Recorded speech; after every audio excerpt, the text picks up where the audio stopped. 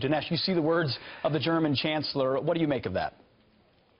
Well, I think it's a kind of declaration of independence on the part of Angela Merkel, and it's very good news. It basically means that Europe will be taking more responsibility for its own security. At the first glance, this seems alarming because it changes arrangements that we've had in place really since World War II. But you've got to realize that the underlying logic of those arrangements has gone away.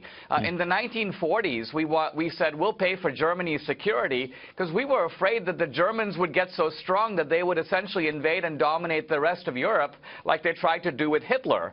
And then during the Cold War, we basically said, listen, we're willing to carry Germany on our backs and pay for its security to prevent the Russians from being able to invade across the Fulda Gap. And now all of this has gone away, that we're living in a different world. There's absolutely no reason for us to be funding the security of a rich country. It's one thing to pay for welfare for poor people, but welfare for rich countries, that's something quite different. Well, especially when they're unwilling to meet their obligations inside NATO. They only are supposed to pay 2%. Germany currently pays 1.2%. But they want to go on their own. Do they want to go on their own fighting climate change, on their own with open borders and mass migration, refugees? I mean, socially, what does on their own look like without the United States?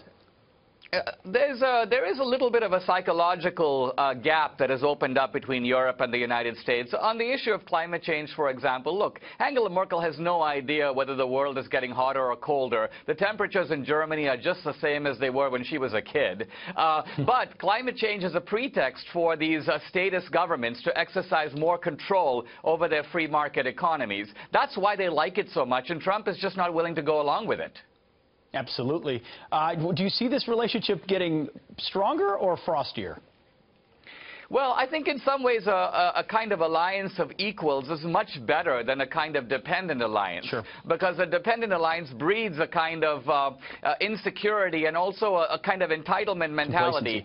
So I think that we'll have a healthier alliance with Europe, with each of us carrying our own weight. Good stuff. Dinesh D'Souza, thanks a lot. Appreciate it this morning.